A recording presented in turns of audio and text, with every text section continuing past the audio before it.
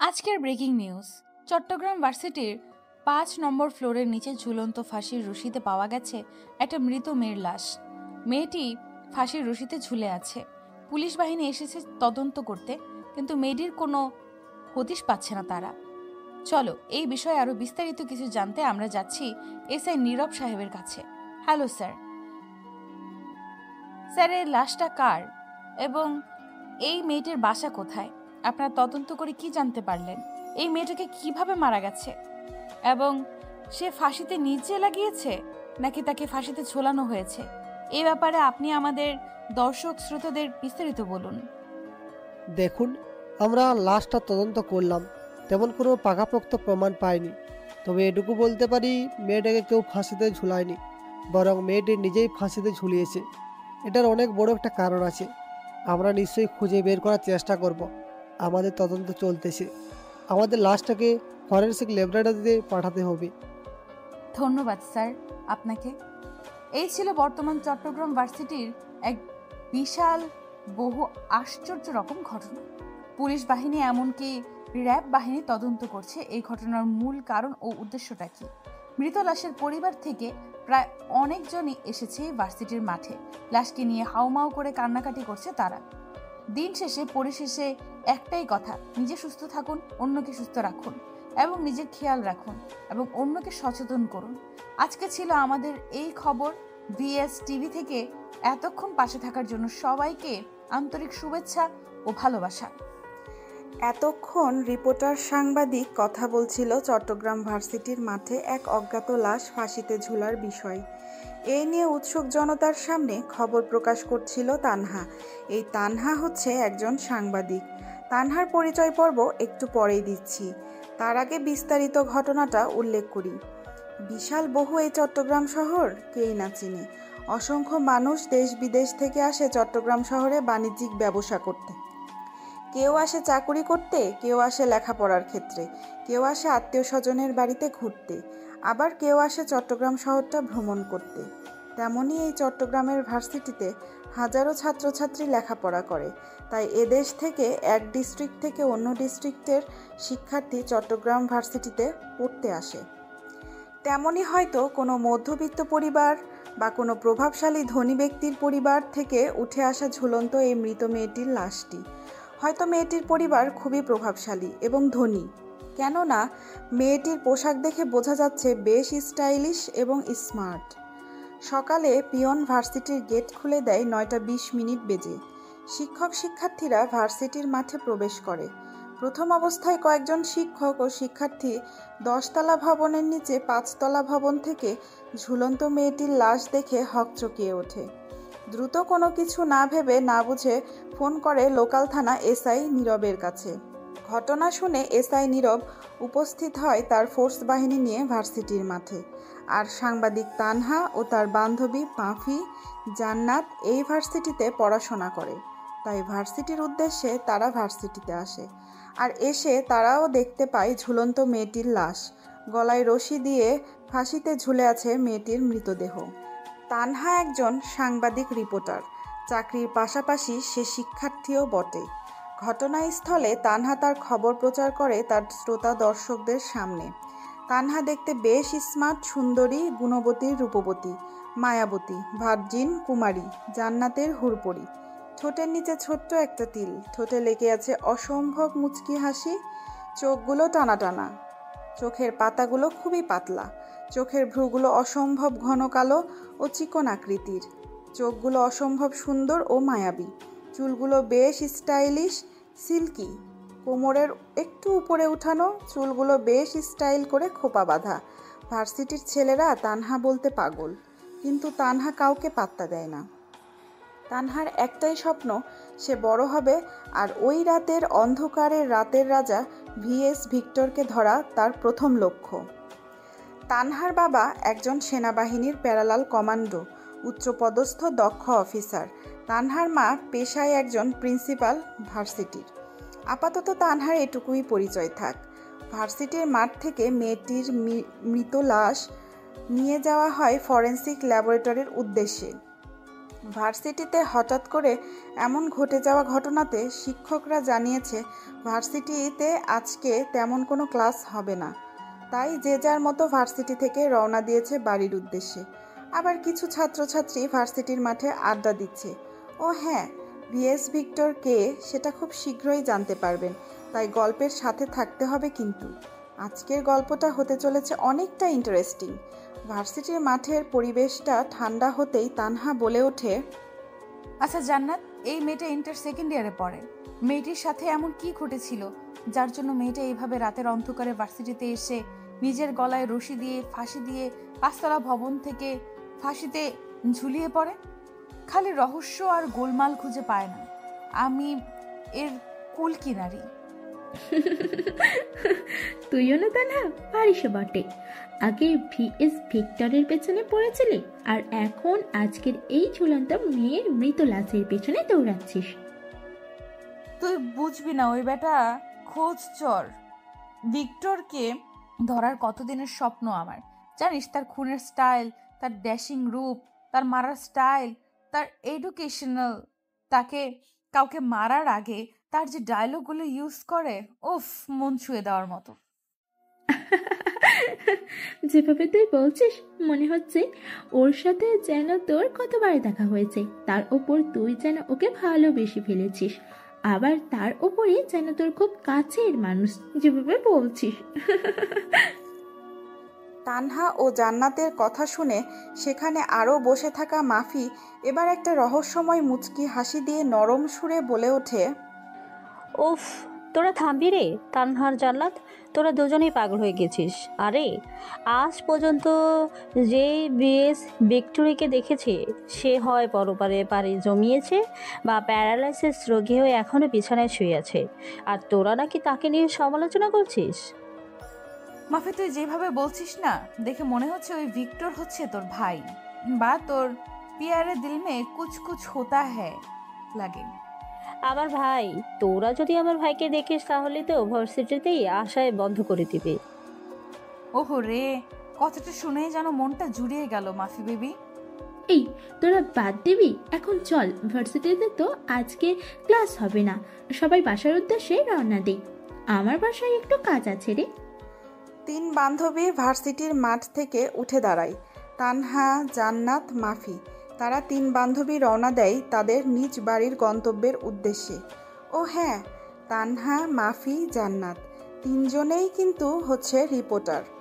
আপনাদের মাথায় শুধু একটাই ঘুরপাক ও চক্কর খাচ্ছে, সেটা হচ্ছে এই ভয়ঙ্কর রাতের অন্ধকারের রাতের রাজ্যের রাজা ভিএস ভিক্টর কে।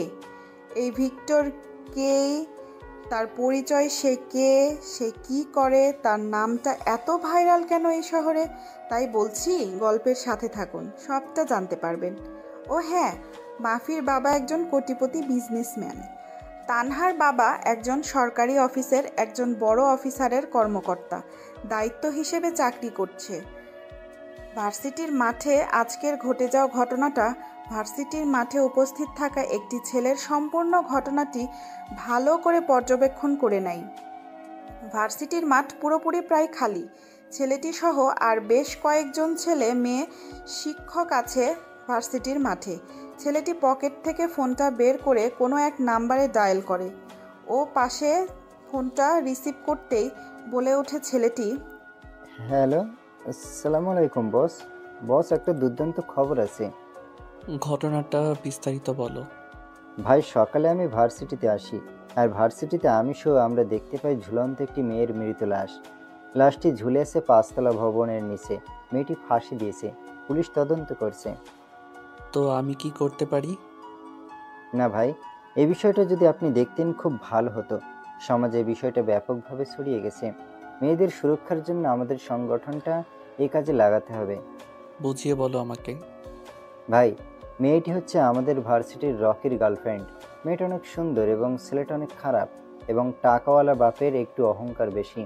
শুধু এই মেয়েটির সাথে নয়, বরং আরও মেয়ের সাথে তার রিলেশন আছে।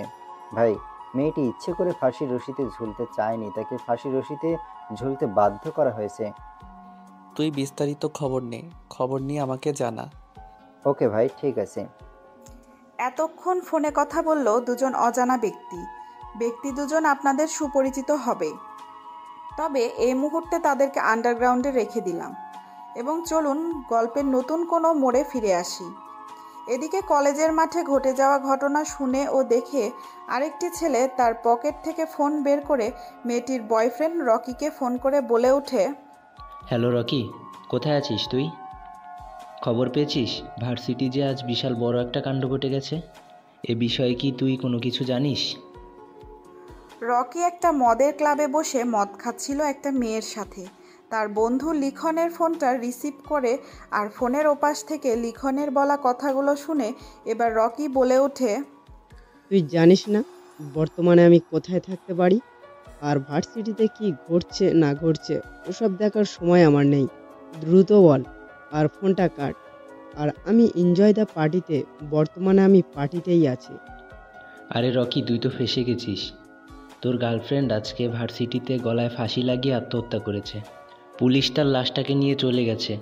সাংবাদিক রিপোর্টার এই খবরটা প্রচার করেছে। বেটা, তুই দেখিসনি? তাতে কি হয়েছে? তার মরার শখ হয়েছে, সে মরেছে। আমি কি করতে পারি? ওসব কথা বাদ দিয়ে যদি কাজের কথা থাকে তো বল। আবে, তুই তো ফেঁসে গেছিস। আমি জানি তোর গার্লফ্রেন্ড তোর জন্যই আত্মহত্যা করেছে, কারণ তুই তাকে ব্ল্যাকমেইল করেছিস। দ্বিতীয়, পুলিশ তদন্ত করছে। হয়তো তুই পুলিশের হাতে বেঁচে যেতে পারিস, কিন্তু ভিক্টরের হাত থেকে তুই কি করে বাঁচবি? সে যদি একবার খবর পেয়ে যায় তুই এসবের পেছনে জড়িত, সে তোকে পাতাল থেকে হলেও খুঁজে বের করে দুনিয়া থেকে আউট করবে। যদি কোনো খবর থাকে তো বল। আর এইসব ফিক্টরকে আমি ভয় পাই না, বুঝছিস? আর এই খবরটা যদি তুই কাউকে বলিস তাহলে তোকে দুনিয়া থেকে সরিয়ে দিতে বাধ্য হব আমি। কথাটা বলে ফোন কেটে দেয় রকি। রকি একজন বিজনেসম্যানের ছেলে, তার বাবা রাজনৈতিক পলিটিশিয়ান এর সাথে যুক্ত আছে। রকির এরকম খারাপ ব্যবহার দেখে এবার লিখন মনে মনে বলে ওঠে, তুই তো এবার গেলি রে রকি, তোকে কেউ বাঁচাতে পারবে না ভিক্টরের হাত থেকে।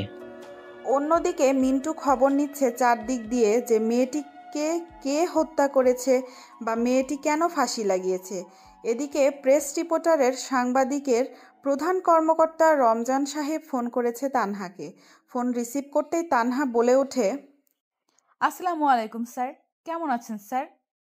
ওয়ালাইকুম আসসালাম, আমি ভালো আছি। তোমাকে যে জন্য কল দেওয়া সেটা হচ্ছে ভার্সিটিতে তুমি যে রিপোর্টটা তৈরি করেছিলে সেটাতে বিপুল পরিমাণে আমরা ভিউজ পেয়েছি। এটা তো গুড নিউজ স্যার, এটা তো অনেক ভালো খবর যে আমাদের চ্যানেল এবার ভালো একটা পজিশনে গিয়েছে এবং বিপুল পরিমাণে ভিউজ। এটা তো আমাদের লাভজনক। তুমি চালিয়ে যাও, যেভাবে কাজ করছো সেভাবে চালিয়ে যাও। আর তোমাকে প্রমোশন দেওয়া হয়েছে।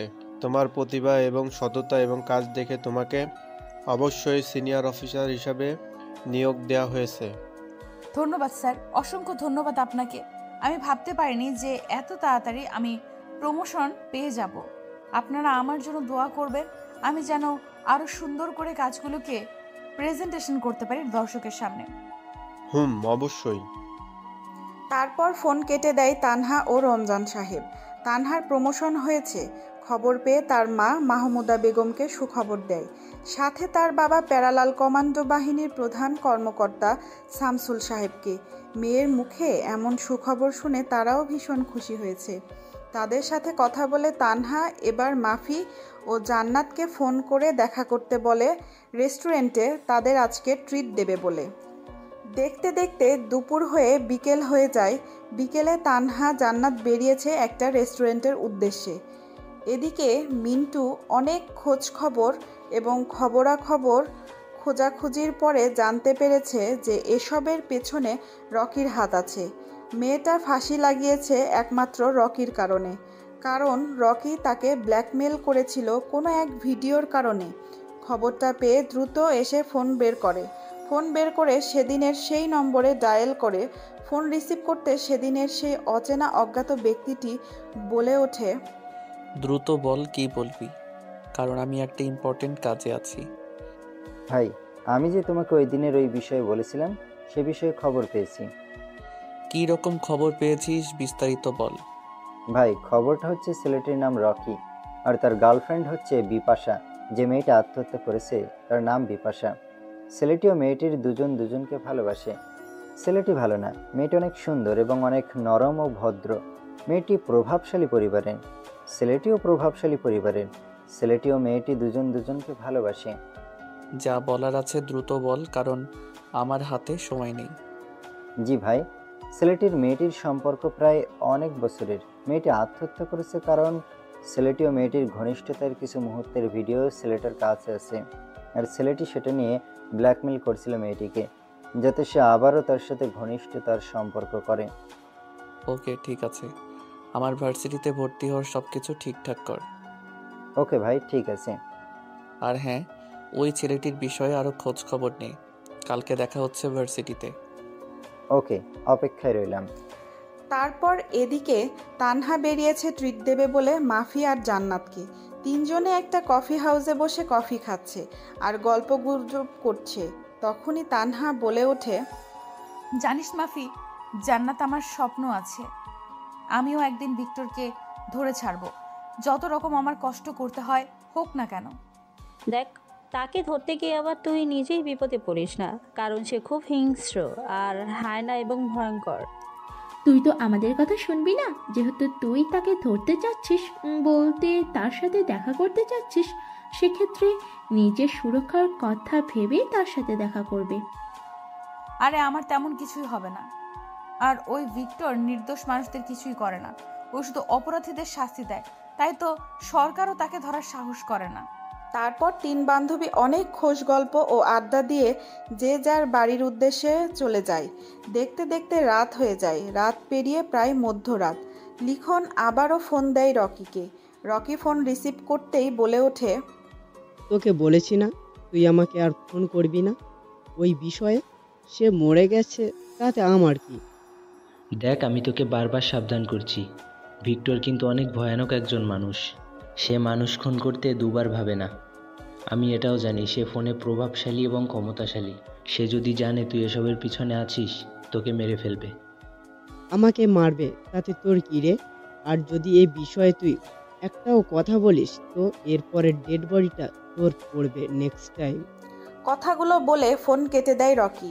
এটা দেখে লিখন বলে ওঠে মনে মনে, আরে পাগলা, পাগলও নিজের ভালোটা বোঝে, কিন্তু তুই বুঝলি না। সেই অচেনা ব্যক্তিটা ভিক্টর ঘরে বসে ল্যাপটপ ওপেন করে কি যেন ঘাটাঘাটি করছে আউটসাইডের সাইবার ওয়ার্ল্ডে, এবং তাদের সাথে যেন কি চ্যাট করছে। তখনই তার ফোনে ফোন আসে। ফোন রিসিভ করতেই দেখে মিন্টু ফোন দিয়েছে। ফোন রিসিভ করতেই বলে ওঠে, ভাই, কলেজের সব কিছু রেডি করা আছে, আপনি শুধু কলেজে আসবেন আর আপনার খেলা দেখাবেন। ভার্সিটিতে আমার ফুল সিকিউরিটির ব্যবস্থা কর। কালকে আমি যাচ্ছি এক অন্যরকম ছদ্মবেশে। এই বলে ফোন কেটে দেয় সেই ভিক্টর নামের অজানা আগন্তুকটি। ও হ্যাঁ, চলুন তাহলে এই ভিক্টর নামের অজ্ঞাত অচেনা ব্যক্তিটার পরিচয়টা আপনাদের সামনে খোলাসা করে দেই। এই ভিক্টর হচ্ছে খুবই ভয়ানক একটি ব্যক্তি। ভিক্টরের নাম হচ্ছে সেলিম রেজা। অনেক প্রভাবশালী ঘরের একটি ছেলে। নিজের কোটি কোটি টাকার বিজনেস আছে। পরিবারে মা আছে, বোন আছে এবং বাবা আছে। তবে সেলিম রেজা বলে শুধুমাত্র তাকে ভদ্র সমাজের ভদ্র লোকেরাই তাকে চিনে, স্যুটবুট পরিহিত লোকেরা। আর ভিএস ভিক্টর বলে চিনে তাকে অন্ধকার জগতের কালো দুনিয়ার কালো রাত্রের রাতের রাজা ভিক্টরকে কালোবাজারের সব ব্যবসায়ীরা। তারা জানে এই ভিক্টর কে, কি তার পরিচয়। ভিক্টরকে আজ পর্যন্ত যেই দেখেছে, হয় সে অন্ধ হয়েছে অথবা পৃথিবী থেকে চলে গেছে, আর না হয় কথা বলার ভারসাম্য হারিয়ে ফেলেছে। সেলিম রেজা যে এত বড় একজন কুখ্যাত সন্ত্রাসী, এটা তার ফ্যামিলি জানে, অথচ তার পুরো ফ্যামিলি তাকে সাপোর্ট করে, কারণ সে সৎ ও নীতিবান ব্যক্তি। আপাতত ভিক্টরের পরিবার ও ভিক্টর সম্বন্ধে এটুকুই থাক। বিস্তারিত জানতে গল্পের সাথে থাকুন। চলুন গল্পে ফিরে আসি। পরদিন সকালে বাড়ি থেকে রেডি হয়ে বেরিয়ে পড়েন সেলিম রেজা। চলে আসে বাংলোর ভেতরে। তারপর একটা রুমে প্রবেশ করে। তারপরে নিজের মতো করে রেডি হয়ে বেরিয়ে পড়েন। সকাল 9টা বাজে। ভার্সিটির মাঠে হাজার হাজার ছাত্রছাত্রী উপস্থিত হয়েছে। কেউ কেউ ক্লাসের দিকে রওনা দিচ্ছে, আবার কেউ আড্ডা দিচ্ছে ভার্সিটির মাঠে। হঠাৎ করে সকলের চোখ যায় গেটের দিকে। গেটের ভেতর দিয়ে প্রবেশ করে আসছে কোনো একটি ছেলে, মাথায় চপচপ করে খাঁটি সরিষার তেল দেয়া। শার্টটা বেশ ময়লা, সাদা রঙের টি শার্টটা শরীরের সাথে লেপ্টে আছে ঘেমে, শরীরটা একাকার। চুলগুলো উস্কো খুস্কো, পরনে থাকা ঢিলেঢালা প্যান্ট ও শার্ট। পায়ে হেঁটে প্রবেশ করছে কলেজের মাঠে। সবাই এক দৃষ্টিতে তাকিয়ে আছে ছেলেটির দিকে, যেন ছেলেটি দেখতে একদম জোকার। ছেলেটির মাথা নিচু করে কলেজের মাঠ পেরিয়ে সোজা চলে যায় প্রিন্সিপালের রুমে। প্রিন্সিপালের সাথে কথাবার্তা বলে আবার চলে আসে ভার্সিটির সেই মাঠে। সবাই যেন তাকেই দেখছে, এ যে এক সার্কাস চলছে। ছেলেটি কারো দিকে না তাকিয়ে কোনো কথা না বলে চলে যায় ক্যাম্পাসের এক কোণে। তখনই সেখানে আবির্ভূত হয় রকি, লিখন, সাথে ওদের দলবলের ছেলেপেলেগুলো। ক্যাম্পাসের সেই জায়গাগুলোতে বসে পড়ে, নিজেদের মধ্যে কথা বলতে থাকে। এদিকে মিন্টু ভার্সিটিতে এসেছে আর দেখে তাদের বস সেলিম রেজা ওরফে ভিএস ভিক্টর কলেজের মাঠে উপস্থিত হয়েছে। ভার্সিটির ক্লাস শুরু হওয়ার সময় হয়ে গেছে, তাই যে যার মতো ভার্সিটির ক্লাসরুমে যাচ্ছে।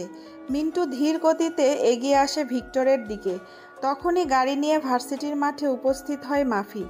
মাফি গাড়ি পার্কিং করে যখনই তার নিজের ক্লাসরুমে যাওয়ার উদ্দেশ্যে পা বাড়াবে, তখনই তার চোখ যায় ক্যাম্পাসের মধ্যে বসে থাকা সেই হাবাগোবা ছেলেটির দিকে। মাফি হা করে এক দৃষ্টিতে তাকিয়ে আছে ছেলেটির দিকে। ছেলেটিরও চোখ পড়ে যায় মাফির দিকে। মাফি কোনো কিছু না ভেবে গুটি গুটি পায়ে এগিয়ে আসে ভিক্টর নামের সেই ছেলেটির কাছে, এসে উপস্থিত হয়। এদিক থেকে মিন্টু যা ছিল ভিক্টরের কাছে, যখনই দেখলো মাফি ভিক্টরের কাছে যাচ্ছে, তখনই দুই পা পিছিয়ে যায়। মাফি গিয়ে বলে ওঠে, ভাইয়া তুই এখানে এইরকম হাবা গোবা ছদ্মবেশ স্টাইলে কেন এসেছিস? তোর এত কিছু আছে তারপরও তুই এরকম ড্রেস পরে এসেছিস? তুই কি আমার মান সম্মান খাবি? বোনের মুখে এই কথা শুনে ভিক্টর থতমত খেয়ে যায়। ভিক্টর কি বলবে কোনো কিছু ভেবে পায় না, তাই ভিক্টর বলে ওঠে, দেখ, এখানে আমি একটা কাজে এসেছি, তোর কোনো সমস্যা হবে না। আমি তো জানি তুই নিশ্চয়ই কাউকে খুন করার উদ্দেশ্যে এসেছে। তবে হ্যাঁ, খুব সাবধান থাকিস, কারণ আমার একটা বান্ধবীর নাম তাহমা, সে তোকে পাগলের মতো খুঁজে বেড়াচ্ছে। যাই করবে খুব সাবধানে। কেন, তোর বান্ধবী কি আমাকে ভালোবেসে ফেলেছে নাকি? বলতে গেলে তাই, আর না বলতে গেলে তোকে সে দেখতে চায়। ওকে। মাফি চলে যায়। সেলিম ওরফে ভিক্টর বসে আছে ক্যাম্পাসে। গুটি গুটি পায়ে এগিয়ে আসে মিন্টু আর বলে ওঠে, ভাই, আপনার পাশে যে ছেলেগুলো বসে আছে তাদের মধ্যে ওই ছেলেটির নাম রকি, আর তার পাশে ছেলেটির নাম হচ্ছে লিখন। দুজনেই অপরাধী এবং উচ্ছৃঙ্খল। ভার্সিটির পুরো ডিটেলস আমাকে দিয়ে দিস, যাতে আমার সুবিধা হয়। ওকে ভাই, ঠিক আছে।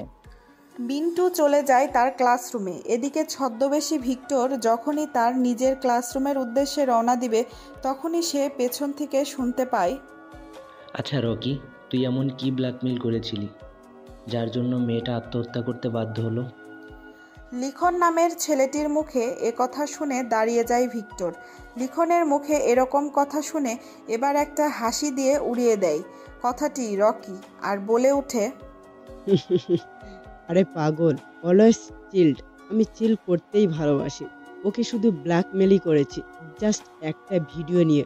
ওর সাথে আমার অনেক দিনের অন্তরঙ্গ করার একটা ভিডিও ছিল, আর আমার ওকে একটু কাছে পেতে ইচ্ছে করছিল, তাই ভিডিওটা দেখে ব্ল্যাকমেল করেছিলাম, কারণ সে নিজে থেকে আর আসছিল না।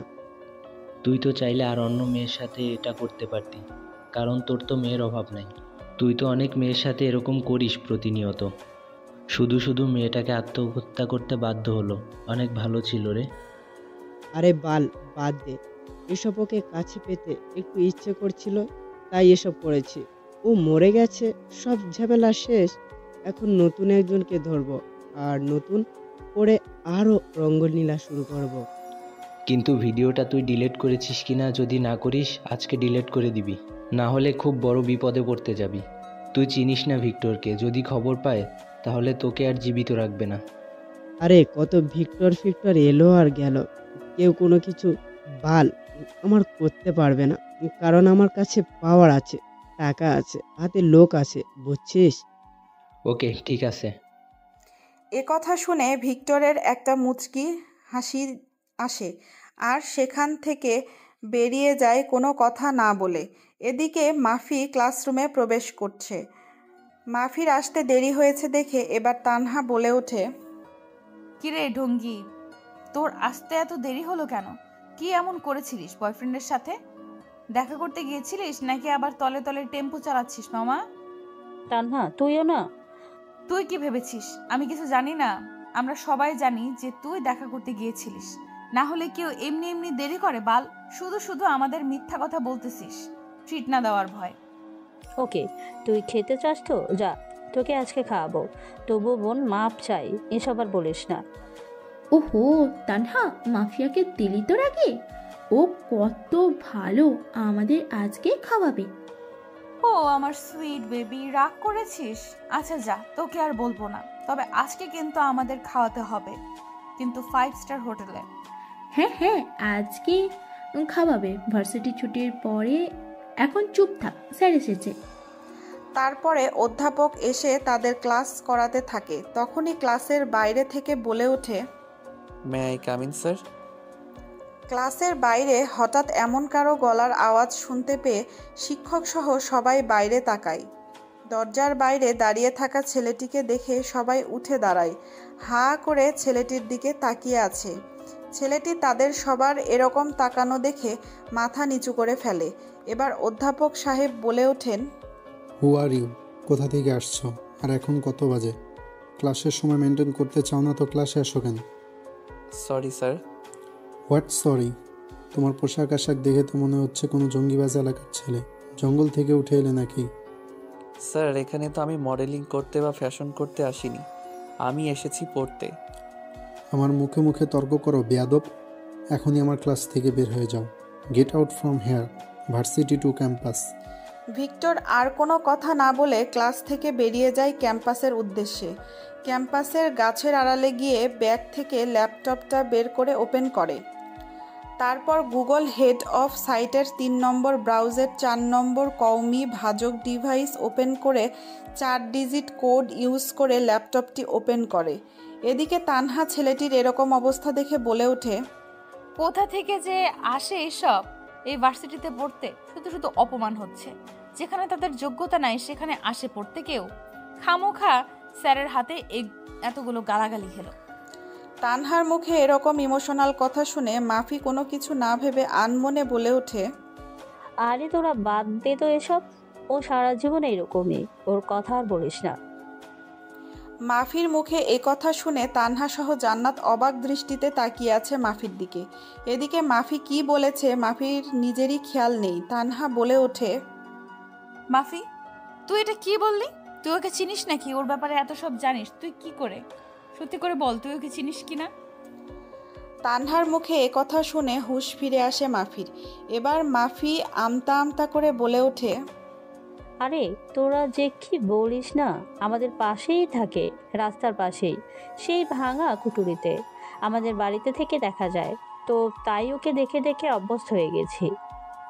ও আচ্ছা, এই ব্যাপার। আমি ভাবলাম কি তুই তো আমাদের ভয় পাইয়ে দিয়েছিলিস।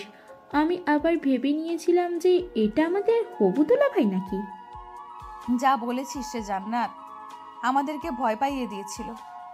যাক, তাহলে আমাদের আজকে ট্রিটটা খাচ্ছি, তাই আজকে আর ক্লাস করব না। ওকে। এদিকে ভিক্টর ল্যাপটপটা ওপেন করে। তারপর WWVSTOAR ডিভাইস 2 ফাইলটি ওপেন করে।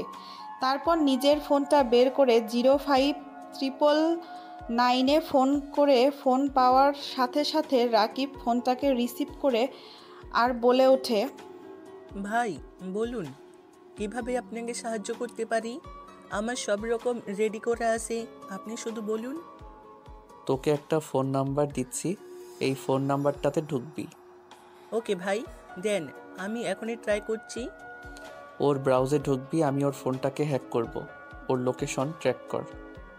ওকে ভাই, নাম্বার দেন, আমি এখনই সকল ইনফরমেশন আপনাকে দিচ্ছি। আর হ্যাঁ, ওর ফোনে জিপিএস অ্যাড করে দিবি, যাতে আমি ওকে হ্যাক করতে পারি এবং ট্যাগ করতে পারি। ওকে ভাই, ঠিক আছে। ভিক্টর ব্যানার্জি ওপেন করে তারপর ফোন করে মিন্টুকে। মিন্টু রিসিভ করতেই বলে ওঠে, ভাই বলুন। শোন, ওই রকি আর লিখনের ফোন নাম্বার আমার ব্রাউজিং DW ওয়েবসাইটের দ্রুত পাঠা। ওকে ভাই, আমি এক্ষুনি DW অফসাইটে ফোন নম্বর দুটি পাঠিয়ে দিচ্ছি, আপনি চেক করে নিন। ওকে দ্রুত পাঠা, আমি ব্রাউজিংয়ে প্রবেশ করেছি। ও হ্যাঁ, আপনারা কিছুই বুঝলেন না তাই তো? রাকিব হচ্ছে ভিক্টরের ডান হাত। সাইবার ওয়ার্ল্ডের সব কিছু দেখাশোনা করে রাকিব, আর মিন্টু বাইরেরটা সামলায়। আর গল্পের মাঝে একটা কথা বলতে ভুলে গেছি, সেটা হচ্ছে মাফিয়ার ভিক্টর ওরফে সেলিম রেজা, এরা দুই ভাই বোন। সেলিম বিশাল বড় কোটিপতি বিজনেসম্যান, সাথে সমাজসেবক ন্যায়পরায়ণ ভিক্টর। তো আপনাদের সামনে নিশ্চয়ই ক্লিয়ার হয়ে গেছে। নাম্বার 2টা আউটসাইডের DWMPSI নামক একটা ফাইল তৈরি করে পাঠিয়ে দেয় রাকিবের কাছে। রাকিব দ্রুত নাম্বার দুটো পেয়ে ট্যাগ করতে শুরু করে। বর্তমানে ফোনটা ভার্সিটির ক্যাম্পাসের উত্তর সাইডের পুকুরের পাশে লোকেশন দেখাচ্ছে। দ্রুত রাকিব ফোন করে বলে ওঠে ভিক্টরকে, ভাই, বর্তমান তাদের ফোনের লোকেশন দেখাচ্ছে ক্যাম্পাসের উপর পাশের পুকুরের সাইডে। হা, তুই ওর ফোনটা ট্যাগ কর যাতে সে বুঝতে না পারে আমি ওর ফোন হ্যাক করছি। ওকে ভাই। ওর ফোনটা নিজের আইডিতে নিয়ে আসার সাথে সাথে তুই সিগন্যাল পেয়ে যাবি। আমার এখানে সবকিছু রেডি করে আছে ভাই। আর ফোন থেকে সাথে সাথে বেরিয়ে যাবি। ওকে ভাই। তারপর ভিক্টর 4 ডিজিটাল একটা কোড ইউজ করে ল্যাপটপের 3 ডট মেনুতে ক্লিক করে 4 নম্বর ওয়েবসাইটের 5 নম্বর হাইওয়েল ডিশ ওয়েব নামক ফাইলটা ওপেন করে, আর সেখানে লিখন ও রকির ফোন নম্বর দুটো সেন্ড করে দেয়। সাথে সাথে তাদের ফোনের ব্রাউজিং গ্যালারিতে প্রবেশ করে ভিক্টর। ভিক্টর প্রবেশ করার সাথে সাথে পুরো মোবাইলের গ্যালারিতে বিচরণ করতে থাকে।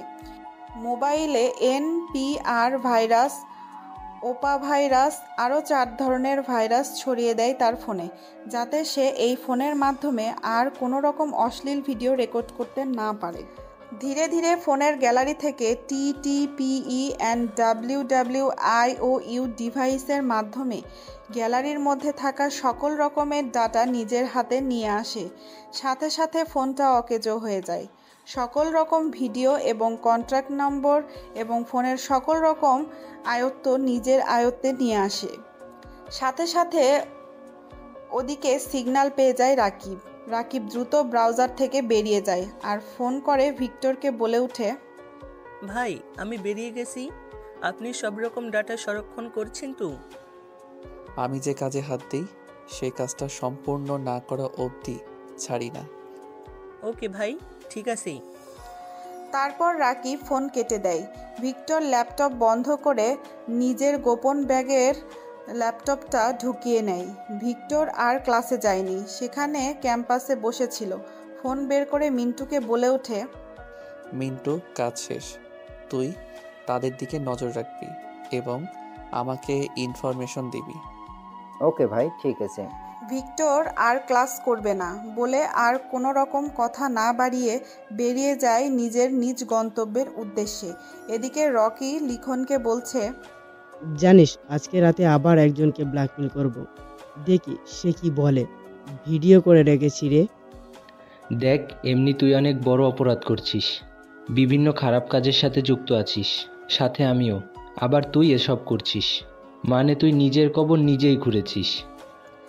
এসব বলে তারাও ভার্সিটির ক্যাম্পাস থেকে বেরিয়ে যায় ধীরে ধীরে। ক্যাম্পাস ছুটির দিকে ছাত্রছাত্রীরা যে যার মতো ক্লাস করছে, না করলে যে যার মতো বাড়ির উদ্দেশ্যে রওনা দিয়েছে। দেখতে দেখতে ভার্সিটির সময় শেষ হয়ে যায়। এদিকে তানহা, মাফি, এমনকি জান্নাত একটা রেস্টুরেন্টে গিয়েছে মাফির কাছ থেকে ট্রিট খাবে বলে। প্রায় 5 ধরনের খাবার অর্ডার করেছে। কাচ্চি বিরিয়ানি, সাদা পোলাও, জর্দা পোলাও, চিংড়ি মাছের ভুনা, ছাগলের কলিজা ভুনা, মাছের কলিজা, আরও নানান ধরনের খাবারের খানা। খাবারের এক পর্যায়ে তানহা বলে ওঠে, স্যার বলছি মাফি আজকে ট্রিটটা অসাধারণ দুর্দান্ত। জানিস কি, আমারও ইচ্ছা আছে ওই ভিক্টরকে যেদিন আমি নিজের সামনে দেখব এবং তার সাথে কথা বলবো, সেদিন তোদেরকে পেট পুড়ে খাওয়াবো। তুই যে আমাদের খাওয়াবি এটা আমরা দেখতে পাচ্ছি। তুই যে কত দিনে ধরিস আর কত দিনে যে খাওয়াস, ততদিনে আমরাই না হয় হাওয়া হয়ে যাই। আরে পাগলি, ওই ব্যাটাকে আমি ধরেই ছাড়বো। চারদিকে আমি আমার খোঁচর লাগিয়েছি। জানিস আমার কত দিনের ইচ্ছা, তাকে আমি দেখব কি করে, তার সাথে কথা বলবো কি করে। জানিস তার সবচেয়ে আমার কোনটা ভালো লাগে? তার কথা বলার স্টাইল, তার হাঁটা চলার স্টাইল, তার খুন করার স্টাইল। হো, আই এম ইমপ্রেসড। হয়েছে রে হয়েছে, তানহা তুই থাম। যদি জানতে পারে তুই তাকে নিয়ে সমালোচনা করছিস তাহলে তোকে আগে বিয়ে করবে, তারপরে তোর সাথে ওই ভিক্টর কি করবে তুই নিজেও ভাবতে পারবি না।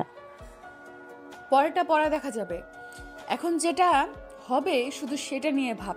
আর হ্যাঁ, তোদেরকে আমি বলতে ভুলে গেছি, কালকে আমি দেখা করতে যাচ্ছি ওই অফিসার নীরবের সাথে, ভার্সিটিতে যে মেয়েটা ফাঁসি লাগিয়েছিল ওর রিপোর্টটা কি বেরিয়েছে সেটা জানার জন্য। তোরা কি যাবি? না রে, আমার যাওয়া হবে না, কারণ ভাইয়া সব জানতে পারলে ভীষণ বকা দেবে আমাকে। একদিন তোর ভাইকে আমার সাথে দেখা করাস। আর জান্নাত, তুই যাবি নাকি আমার সাথে দেখা করতে? না রে, আমিও যেতে পারবো না, কারণ তুই যাবি তোর সাংবাদিকতার রিপোর্টের জন্য, তুই যাবি তদন্ত করতে, আর আমি কি জন্য যাব? ওকে ঠিক আছে, এখন তাহলে চল, কারণ কালকে আমায় আবার দেখা করতে হবে পুলিশ অফিসার নীরবের সাথে। ওই কেসটার ব্যাপারে কেন সে ফাঁসি লাগিয়েছে এটা নিয়ে অনেক তদন্ত করতে হবে এবং মানুষকে জানাতে হবে এর আসল সত্যি কাহিনীটা কি। ওকে ঠিক আছে, চল। রেস্টুরেন্ট থেকে বেরিয়ে যে যার মতো বাড়ির উদ্দেশ্যে রওনা দেয়। তারপর তারা তাদের নিজেদের নিজ বাড়িতে পৌঁছে যায়। এদিকে ভিক্টর তার বাংলোতে এসে তার সাইবার ওয়ার্ল্ডের সিক্রেট রুমে প্রবেশ করে। সেখানে রাকিব বসে আছে আগে থেকেই। রাকিব ভিক্টরকে দেখে বলে ওঠে, ভাই, আপনার কথা মতো ভিডিওগুলো আমি আলাদা আলাদা করে রাখিছি। ওকে দাও, আমি ভিডিওগুলো দেখে একবার চেক করি। তারপর ভিক্টর ওরফে সেলিম রকির ফোন থেকে নিয়ে আসা হ্যাকিং করার সব ভিডিও একের পর এক দেখতে থাকে। এক পর্যায়ে সেলিমের একটি ভিডিওতে তার চোখ আটকে যায়। এক দৃষ্টিতে ভিডিওটার দিকে তাকিয়ে আছে। তার সামনে একদম পরিষ্কার হয়ে যায় মেয়েটি আত্মহত্যা কেন করেছিল। ভার্সিটির সে 5তলা ভবনের রশি দিয়ে। ভিডিওটাতে স্পষ্ট দেখাচ্ছে সেদিনের সেই মেয়েটি রকি অশ্লীল কিছু ভিডিও আর এই ভিডিওগুলোর মাধ্যমেই ব্ল্যাকমেল করছিল রকি মেয়েটিকে। মেয়েটি কোনো কিছু উপায় না পেয়ে আত্মহত্যাটাই বেছে নেয়। পৃথিবীর এই মায়াটাকে ছেড়ে চলে যায় দূর আকাশের সেই তলদেশ পাতালে। ভিক্টরের এসব দেখে মাথায় আগুন চড়ে যায়। চোখগুলো লাল রক্তবর্ণ ধারণ করেছে। তবুও নিজের রাগটাকে কন্ট্রোল করে একের পর এক ভিডিও দেখতে থাকে। প্রায় 10 থেকে 15টা মেয়ের ভিডিও তার সাথে করে রাখা হয়েছে, যেগুলো দিয়ে ব্ল্যাকমেল করে খুব সহজে মেয়েগুলোকে আজকেও সে একই কাজ করতে যাচ্ছে। এসব দেখে মাথা তার ছিঁড়ে যায়। এটা দেখে ভিক্টর বলে ওঠে, শালা কুত্তার বাচ্চা, জানোয়ারের বাচ্চাটাকে পাতাল থেকে হলেও বের করেন। ভিক্টরের এরকম ভয়াবহ রূপ দেখে উপস্থিত থাকা রাকিব সহ সবাই ভয়ে থরথর করে কাঁপতে শুরু করেছে। রাকিব কি বলবে কি করবে ভেবে পায় না, তাই দ্রুত মেসেজ পাঠিয়ে দেয় জিমেইলের মাধ্যমে একটা আউট ব্রাউজ ইউজ করে মিন্টুর কাছে। মিন্টু SMS পাওয়ার সাথে সাথে রওনা দেয় তাদের গোপন আস্তানার উদ্দেশ্যে। রাকিব বলে ওঠে, ভাই আপনি শান্ত হন, আপনি রেগে যাবেন না। ভাই, আপনার ব্যাপারটা দেখেছি, ও আপনার হাত থেকে বেঁচে ফিরতে পারবে না। ওকে পাতাল থেকে হলেও আমরা বের করে আপনার সামনে না হাজির করব। যত দ্রুত সম্ভব হয় তাকে নিয়ে আয়। ওকে ভাই, ঠিক আছে। দেখতে দেখতে সন্ধ্যা হয়ে যায়।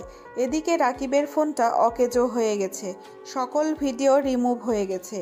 এটা নিয়ে রকি বেশ টেনশনে আছে। রকি লিখনকে জানালে লিখন বলে এটা একমাত্র ভিক্টরের কাজ। ভিক্টরের নামটা শুনে এবার রকি যেন বেশ ঘাবড়ে যায়। তবুও সে তার অনুসন্ধানের উদ্দেশ্যে বেরিয়ে পড়ে। অন্যদিকে ভিক্টরের লোকেরা বেরিয়ে গেছে যাতে রকিকে ধরতে পারে। এদিকে রকির ফোনে ভিডিওগুলো নেই বলে সে কি করবে কোনো কিছু বুঝে উঠতে পারে না। আবার অন্যদিকে তানহা কালকে পুলিশ অফিসার নীরবকে কি প্রশ্ন করবে সে নিয়ে স্ক্রিপ্টে বারবার কাগজ কলমে লিখতে শুরু করেছে। ওইদিকে আবার অফিসের সাইবার অর্থাৎ অফিসের সিকিউরিটি সাইবার ঘুরে ঘুরে চেক করছিল এতক্ষণ ভিক্টর। তখনই ভিক্টরের ফোনের মেইল বক্সে একটি মেসেজ আসে। মেসেজটি করেছে তার অফিসের পিএ সীতা। দ্রুত মেসেজটা সেন্ড করেন ভিক্টর। তারই কিছুক্ষণ পরে সীতা ফোন করে ভিক্টরকে। ফোন রিসিভ করতেই সীতা বলে ওঠে, স্যার, এদিকে অনেক বড় একটা সর্বনাশ হয়ে গেছে। আপনি 2 দিন ধরে কোম্পানিতে আসেননি, এর মধ্যে কোম্পানিতে ভেজাল দ্রব্য পাওয়া গেছে। আনমনে কাজ করছিল ভিক্টর। সীতার কথা শুনে চমকে উঠে ভিক্টর দ্রুত তার সাইবারে প্রবেশ করে আর বলে ওঠে, ভেজাল দ্রব্য পাওয়া গেছে মানেটা কি? স্যার, আমাদের কোম্পানির ম্যানেজার সে এসব করেছে। উনি কোম্পানির টাকা এবং সাইবার এবং খারাপ পণ্য দ্রব্য কোম্পানিতে ইউজ করেছে, যেটা আজকে আমি খবর পেয়েছি, এবং কোটি কোটি টাকা আত্মসাৎ করে তিনি বিদেশে তার ছেলেকে পাঠাচ্ছে এই কোম্পানিটা দখল করার জন্য। তুমি এখন আমাকে খবর দিচ্ছ? তোমাকে আমি আমার পিএ হিসেবে কি জন্য রেখেছি? সরি স্যার, আমি মনে করেছিলাম যে আপনি সাইবারের সব কিছু চেক করেছেন, এবং আমি পরে দেখলাম যে আপনি এ বিষয়ে কোনো কিছুই জানেন না। তাই এখন আপনাকে দ্রুত খবরটা জানালাম। আমার মনে হয় কোম্পানিটা তার ছেলের দখল নিতে আসবে, কারণ কোম্পানির কাগজে উনি গন্ডগোল করেছেন। আমি খবর পেয়েছি এবং 2 দিন ধরে তিনি অফিসে আসছেন না। সীতার কথা শুনে পুরো রাগে কটমট করতে থাকে সেলিম ওরফে ভিক্টর। সে ভাবতে থাকে তার বাবা কোম্পানিতে থাকা সত্ত্বেও কি করে এসব সে করতে পারলো বেইমানি তাদের সাথে। ভিক্টর কি করবে তার মাথায় আসতেছে না। ভিক্টর পরিশেষে বলে ওঠে ভিক্টর সীতার উদ্দেশ্যে, তুমি খবর নাও শালা কুত্তার বাচ্চা কোথায় আছে, আর আমি এদিকে সামলাচ্ছি। ওকে স্যার, ঠিক আছে। এই বলে দ্রুত ফোন কেটে দেয় ভিক্টর এবং দ্রুত নিজের সার্ভারে প্রবেশ করে। VJKTWO 1.5 নিজের অফিসের ব্যাকগ্রাউন্ড ফাইলটা ওপেন করে, যেখানে অফিসের সকল রকম ডকুমেন্ট ছিল। ফাইলটা ওপেন করে নিজের কম্পিউটার অপারেটিং সিস্টেম ব্যবহার করে কম্পিউটারের পিনকোড ইউজ করে 2504123। পিনকোডটি অফিসে ব্যবহার করে দেখা ডকুমেন্টস এবং তাদের অফিস কোম্পানির মেডিসিন, অন্য দ্রব্য এবং মালপত্র যত সব আছে সবগুলোতে গন্ডগোল। এটা দেখে দ্রুত ফোন করে মিন্টু আর রাকিবকে। তারপর গ্রুপ কলে অ্যাড হওয়ার সাথে সাথে ভিক্টর বলে ওঠে, রাকিব, আমার কোম্পানির সাইবারের সকল রকম ডকুমেন্ট ফিরিয়ে আনতে হবে তোকে। জি ভাই, আমি সকল রকম তথ্য পেয়েছি যে আপনার কোম্পানির সকল রকম ডকুমেন্টস এবং ইনফরমেশন ওই শালা নেমুক হারামের বাচ্চাটা নিজের নামে নিজের আয়ত্ত করে নেওয়ার চেষ্টা করেছি। আমি সকল রকম ঢুকে ফিরিয়ে আনার চেষ্টা করেছি। সাইবার ওয়ার্ল্ডে 3 নম্বর ফাইনাল 4 কোড ডিজিট ইউজ করে আমাদের ব্যাংকে যত কোটি টাকা আছে তার 16 কোটি টাকা 4 নম্বর কোডের পিন কোডটা আপনি আমাকে মেসেজ করে পাঠান। তোমার যা যা করার তাই করো, আর মিন্টু তুমি ওকে খুঁজে বের করো। জি ভাই, আমি সর্বদা প্রস্তুত। আমাদের কাছে প্রায় 1,500 ছেলে আছে এই শহরে। আমি সবাইকে লাগিয়ে দিয়েছি। আমাদের বিদেশে 18,000 সাইবার ওয়ার্ল্ডের সিকিউরিটি সিস্টেম আছে, যেখানে খুব সহজে আমরা আমাদের ম্যানেজারের সকল তথ্য পেতে পারি। যা যা করা লাগে তাই করো, যাতে আমি আমার সব কিছু ফিরে পাই। এই বিষয়ে বাবা যাতে কিছু না জানে। ওকে ভাই, ঠিক আছে। এই বলে তারা ফোন কেটে দেয়। ভিক্টর একের পর এক সিকিউরিটি সিস্টেম ব্রাউজার ইউজ করে তার হারিয়ে যাওয়া সকল তথ্য ফিরিয়ে আনার চেষ্টা করছে। 3 নম্বর কোর্টের 4 নম্বর DWX ব্রাউজারটি ইউজ করে বিদেশের সাইবার অফিসে কিছু ইনফরমেশন লিখে পাঠায়, যেগুলোতে লেখা ছিল আমার কোম্পানির সকল ডকুমেন্টস আমার অফিসের ম্যানেজার হ্যাক করে নিয়েছে। দ্রুত এগুলো ফিরিয়ে আনার চেষ্টা করো এবং লোকেশন ট্র্যাক করো, সে কথাই আছে। এগুলো দিয়ে সে দেশে এবং দেশের বাইরে রাজত্ব করতে চায়। এই সম্পদগুলো আমার অফিসের প্রত্যেকটির সম্পদ। আমি আমার দেশবাসীর জন্য উৎসর্গ করেছিলাম এবং আমি আমার দেশের উন্নয়নের কাজ করেছিলাম। কিন্তু আমার অফিসের ম্যানেজার আমার সকল সিকিউরিটি সিস্টেম জানতো, যার কারণে সে খুব সহজে হ্যাকিং করে আমার সকল তথ্য নিয়ে চলে গেছে কোনো এক অজানা গন্তব্যে। তাই দ্রুত খুঁজে বের করার চেষ্টা করো। ভিক্টরের মেসেজটা পাওয়ার সাথে সাথে বিদেশে থাকা তার সাইবার ওয়ার্ল্ডের অফিসটা কাজ করা শুরু করে দিয়েছে, কিন্তু কোনো কিছু খুঁজে পাচ্ছে না। ভিক্টর একের পর এক ব্রাউজ ইউজ করে চলেছে। এদিকে তানহা কাল সে কলেজের ব্যাপারটা নিয়ে পুলিশ অফিসার নীরবের সাথে কথা বলবে বলে পূর্ব প্রস্তুতি নিচ্ছে এবং তার অফিসের সিনিয়র অফিসারকে ফোন করে বলে ওঠে, স্যার আমি তানহা বলছি। স্যার আমাদের কলেজে যে মেয়েটি ফাঁসি লাগিয়েছিল তার ফরেন্সিক ল্যাব রিপোর্টটি এসেছে, তো আমি চাচ্ছি পুলিশ অফিসার নীরবের সাথে কথা বলতে। আপনি কি বলেন? হ্যাঁ ঠিক আছে, তুমি সকল রকম তথ্য ইনফরমেশন ভালো করে পুলিশ অফিসার নীরবের কাছ থেকে সকল ইনফরমেশন কালেক্ট করে তুমি আমাদের অফিসে চলে আসবে। ঠিক আছে স্যার, আমি চাচ্ছি যে কাল সকালে অফিসে নীরবের সাথে আমি কথা বলবো। তার আগে আপনি ওনাকে জানিয়ে দিবেন যে আমি ওনার অফিসে যাচ্ছি। যদি উনি আমাদের সাথে কথা বলতে না চান তাই আপনি ওনাকে আগে থেকে জানিয়ে দিবেন। ওকে ঠিক আছে তানহা, আমি তাকে জানিয়ে দেব। তুমি সকল রকম পূর্ব প্রস্তুতি নিয়ে নেবে। ওকে স্যার, ঠিক আছে, আমি পূর্ণ প্রস্তুতি নিয়ে যাব এবং আপনি আগে থেকেই জানিয়ে দিবেন। তাহলে স্যার এখন রাখি। গুড নাইট, শুভরাত্রি। এই কথা বলে ফোন কেটে দেয় তানহা। এদিকে এখনও ভিক্টর একের পর এক ব্রাউজার ইউজ করে তার সকল ডকুমেন্টস ফিরিয়ে আনার চেষ্টা করছে। ওদিকে বিদেশি সাইবার অফিসে হ্যাকিং হয়ে যাওয়া অফিসের ডকুমেন্টস ফিরিয়ে আনার চেষ্টা করছে, কিন্তু কোনো কুলকিনারা করতে পারছে না, কেননা সকল ডকুমেন্টস সাইবার ওয়ার্ল্ডের অফিস হ্যাকার DW125 অফিসের সকল ফাইল ডকুমেন্টস চুরি করে বর্তমানে নিজের কাছেই রেখেছে। তাই সেলিম অর্থাৎ ভিক্টর কোনো কিছু করতে পারছে না। অফিসের এত সব ঘটনা ঘটেছে, অথচ সেলিম ওরফে ভিক্টরের পরিবার কোনো কিছুই জানে না। এদিকে রকির ফোন থেকে ভিডিওগুলো হ্যাকিং করে নিয়ে আসার পরে কিছু ভিডিও নিজের কাছে রাখে আর কিছু ডিলিট করে দেয়।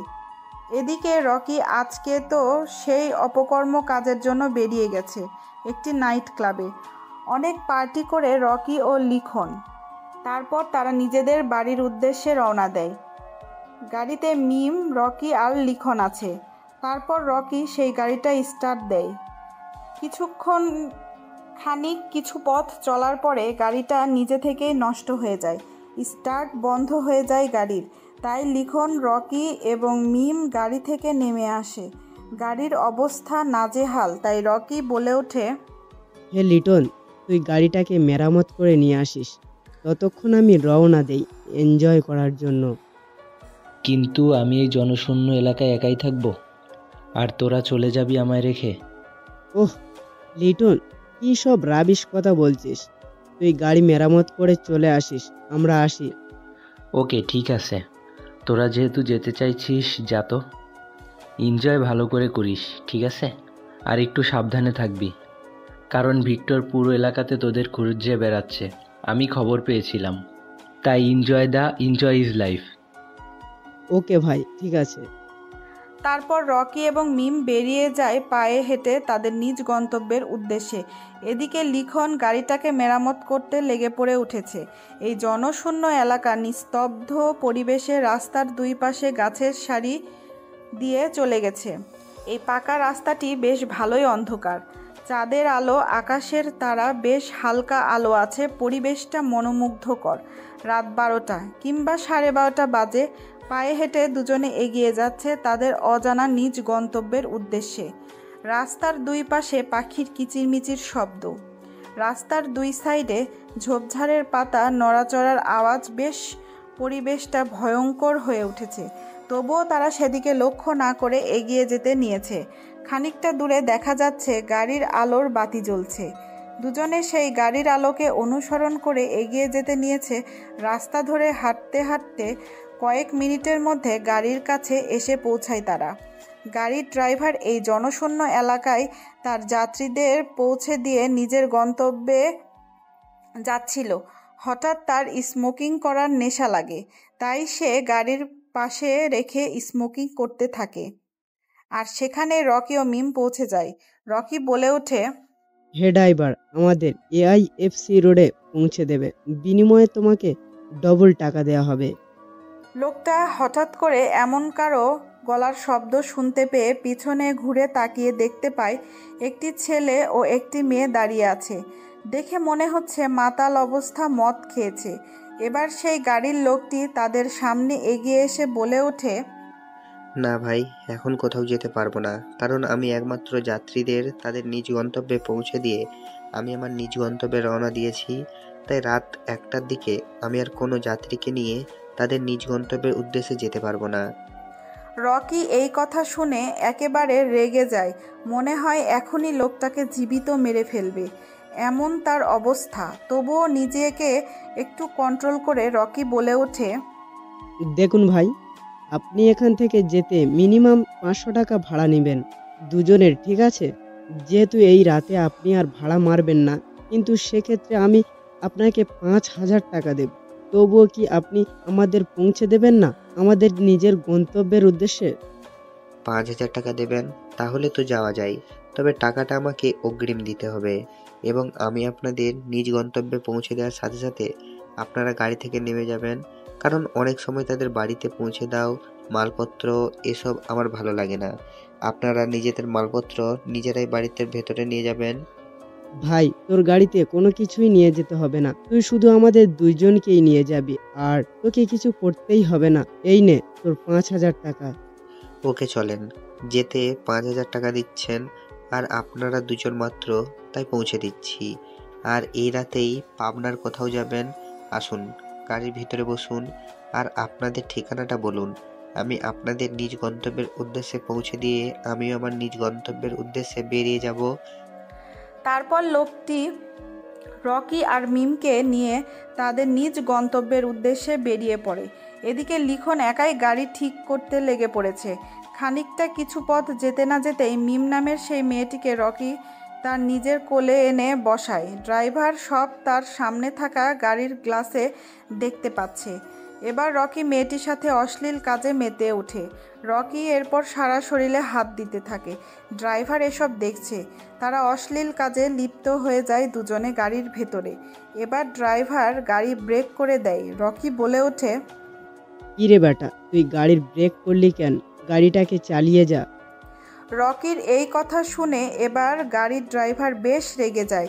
বেশ জোরে চিৎকার দিয়ে গাড়ির ড্রাইভার এইবার রকির উদ্দেশ্যে বলে ওঠে, দেখ ভাই, তুই আমারে 5000 টাকা দিতে চেয়েছিস, আমি রাজি হয়েছি, তাই তোদের গাড়িতে নিয়ে তোদের নিজ গন্তব্যের দেশে পৌঁছে দিছি। কিন্তু আমার গাড়িতে এসব চলবে না, যেটা তোরা করছিস। আমি থাকতে আমার গাড়িতে কোনো রকম নোংরামো কাজ চলবে না। তোরা গাড়ি থেকে নেমে যা, কিভাবে যাবি সেটা তোদের ব্যাপার। আরে আমরা কি করছি না করছি এদিকে তুই কেন দেখছিস? তুই গাড়ি চালিয়ে যা, টাকা নিয়ে নিস, প্রয়োজনে তোকে আরো 5000 টাকা বেশি দেব, তবুও আমাদের নিয়ে চল। আর আমরা এদিকে কি করছি না করছি এটা দেখার তোর দরকার কি? তুই ড্রাইভারের মতো থাক।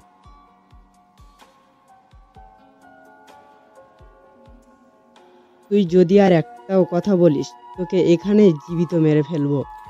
রকির এরকম কথা শুনে গাড়ির ড্রাইভার বেশ রেগে যায়। তাই গাড়ি থেকে নেমে এসে গাড়ির জানালা খুলে রকিকে গাড়ি থেকে বের করে নিয়ে আসে আর বলে ওঠে, কি বললি? তুই আমাকে মেরে ফেলবি? তোর কলিজাটা বের করে রাস্তার কুকুরদের খাওয়াবো। তুই জানিস আমি কে? আর আমি ড্রাইভার হতে পারি, কিন্তু তোদের মতো জানারদের শিক্ষা দেওয়ার জন্য আমি একাই 100। কোনো কথা না বলে এখান থেকে চুপচাপ কেটে পড়। ড্রাইভারটা যখনই চলে যেতে নিবে তখনই রকি তার পায়ের কাছে গাছে শুকনো ডাল পড়ে থাকতে দেখে সেটা তুলে নিয়ে পিঠের মধ্যে ঢুকিয়ে দেয় সেই গাড়ি চালকটির। আসলে তাকে জানোয়ার বলাতে রকি রেগে যায়, তাই সে গাড়ির ড্রাইভারকে গাছের ডাল দিয়ে পেটের মধ্যে ঢুকিয়ে দিয়ে এফোর ওফোর করে দেয়। তারপর রাগের মাথায় ড্রাইভারকে আর কোনো কিছু বলার সুযোগ না দিয়ে রকি একের পর সেই গাছের শুকনো ডাল দিয়ে আঘাত করতে থাকে, নৃশংসভাবে হত্যা করে সেই গাড়ির ড্রাইভারটিকে। তারপর আবার মিমকে নিয়ে গাড়ির ভেতরে যায়। তারপর জোর করে মেয়েটির সাথে অশ্লীল কাজে লিপ্ত হয়। তারপর সেখান থেকে গাড়ি নিয়ে তারা বেরিয়ে পড়ে। এদিকে লিখনও গাড়ি ঠিক করে তার নিজ বাড়ির উদ্দেশ্যে পৌঁছে যায়। দেখতে দেখতে সকাল হয়ে গেছে। পরের দিন সকালে তানহা রেডি হয়ে খাওয়া দাওয়া করে বেরিয়ে যায় পুলিশ স্টেশনের উদ্দেশ্যে। সেখানে পৌঁছে গিয়ে তানহা বলে ওঠে, হ্যালো স্যার, আমি রিপোর্টার তানহা। আমি সেই দিন কলেজে ঘটে যাওয়া মেয়েটির মার্ডার কেসের তদন্তের পরে মেয়েটির ফরেন্সিক ল্যাবরেটরি থেকে যে রিপোর্টটা এসেছে সেই বিষয়ে আপনার সাথে কিছু কথা বলতে চাই। রিপোর্টার তানহার মুখের কথা শুনে এবার এসআই নীরব বলে ওঠে, জি মিস্টার তানহা, আমাকে আগে থেকে রমজান সাহেব জানিয়ে রেখেছিল। আমি সকল রকম ফাইল এবং এভিডেন্স রেখেছি আপনার জন্য। আপনার কি কি প্রশ্ন করার আছে আমাকে করতে পারেন, আমি তাই আপনার প্রশ্নের উত্তর দিতে সক্ষম। জি, আপনারা সেদিন ভার্সিটি থেকে মেয়েটির লাশটা উদ্ধার করার পর তার রিপোর্ট কি বেরিয়েছে আমি সেই সম্বন্ধে আপনার কাছে বিস্তারিত জানতে চাচ্ছি এবং আমাদের শ্রোতাবৃন্দদের জানাতে চাচ্ছি। হ্যাঁ, আমরা ফরেনসিক ল্যাবরেটরি থেকে লাশটার সকল তথ্য পেয়েছি। মেয়েটিকে অনেকবার খারাপ কাজের জন্য ইউজ করা হয়েছে এবং মেয়েটি নিজে থেকে ফাঁসি লাগিয়েছে। তবে আমরা এটা এখনও খুঁজে বের করতে পারিনি যে কী কারণে বিডি নিজেই গলায় ফাঁসি দিয়ে আত্মহত্যা করেছে। এটা আমরা খুঁজে বের করার চেষ্টা করছি। এই কি ছিল আপনাদের কাছ থেকে সর্বশেষ পাওয়া ভার্সিটির খবর? আপনারা দ্রুত খুঁজে বের করার চেষ্টা করুন এর কারণটা কি, কারণ আইনের আয়তনে শাস্তি দিতে হবে অপরাধীকে। তাহলে আজকে আমরা চলি। আমাদের সময় দিয়েছেন এর জন্য আপনাকে অসংখ্য ধন্যবাদ। ইউ আর মোস্ট ওয়েলকাম, এটা আমাদের দায়িত্ব। তারপর তানহা থানা থেকে বেরিয়ে গেটের বাইরে আসতে না আসতে রমজান সাহেব ফোন করে বলে ওঠে, হ্যালো তানহা, তোমার যদি থানায় রিপোর্ট করা শেষ হয়ে থাকে তাহলে দ্রুত তুমি মৌলভীবাজারের কাছে যাও, কারণ ওখানে একটা মার্ডার হয়েছে। কেউ একজন ট্যাক্সি চালক ড্রাইভারকে কুপিয়ে হত্যা করেছে নৃশংসভাবে। কি বলছেন স্যার? আমি এখনই বের হচ্ছি মৌলভীবাজারের কাজের উদ্দেশ্যে। আপনি আমাদের কয়েকজন রিপোর্টার সাহেবকে পাঠিয়ে দিন যাতে তদন্ত করতে অসুবিধা না হয়। আমি কিছু অফিসার পাঠিয়ে দিচ্ছি, দ্রুত তুমি সব কিছুর ব্যবস্থা করো। Okay sir.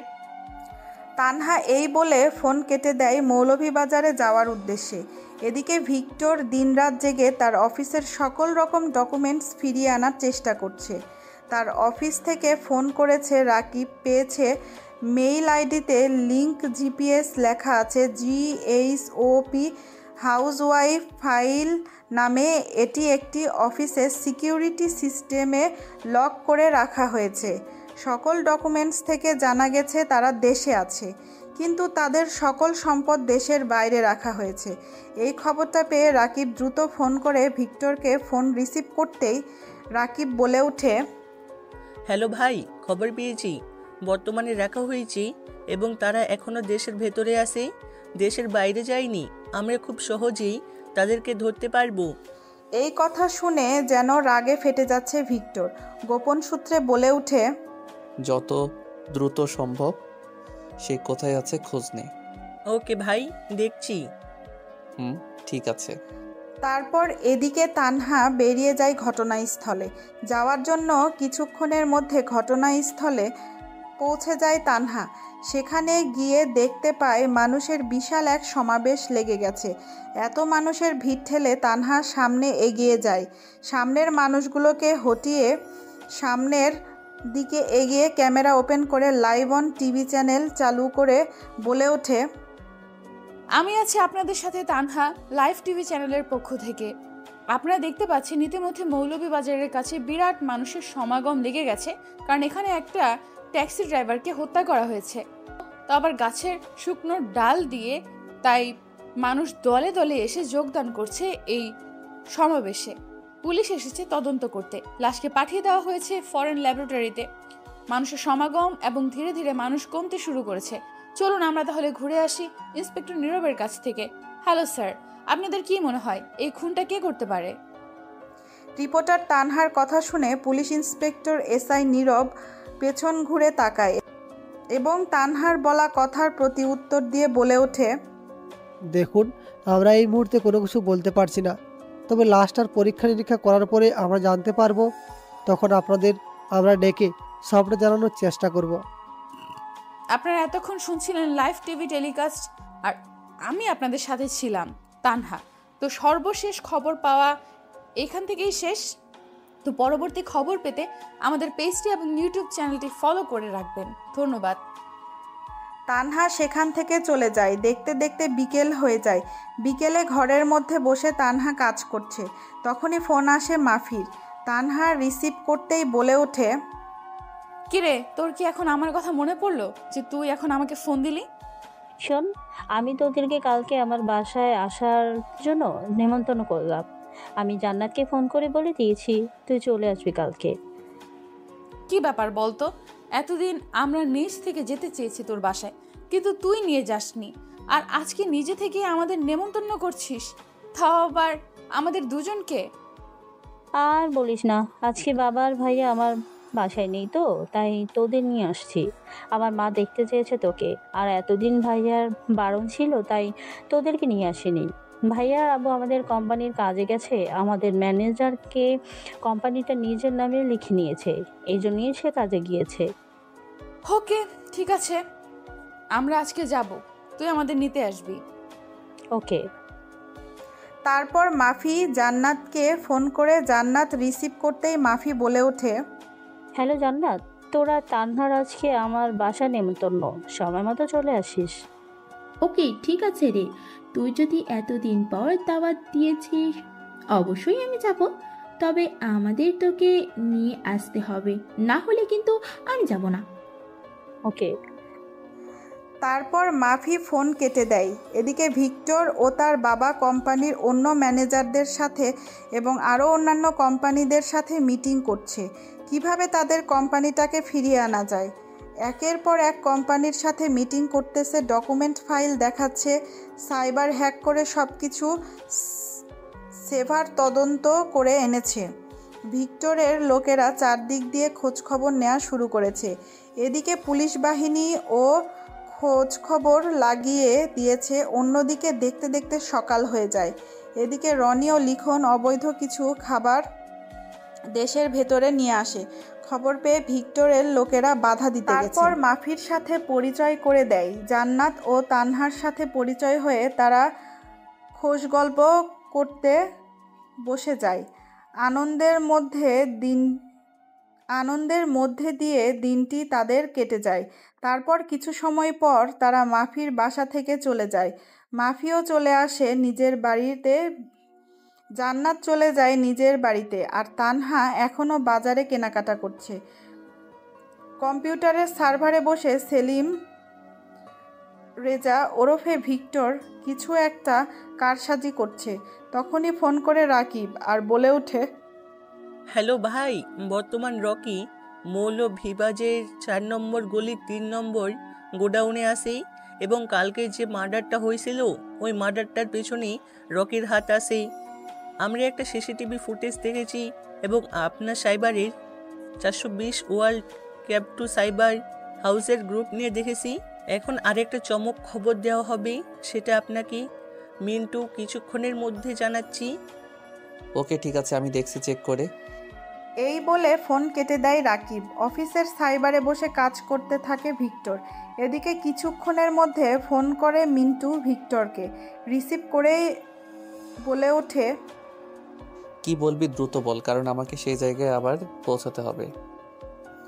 ভিক্টরের মুখে এরকম রাগান্বিত কণ্ঠের গলার স্বর শুনতে পেয়ে মিন্টু ধীরগতিতে মৃদু কণ্ঠে বলে ওঠে, ভাই, আপনাকে রাকিব এতক্ষণ সাইবারের কথা বলেছে, আর আমি বলবো একটা চমৎকার খবর, আপনি শুনলে নিজেও অবাক হবেন।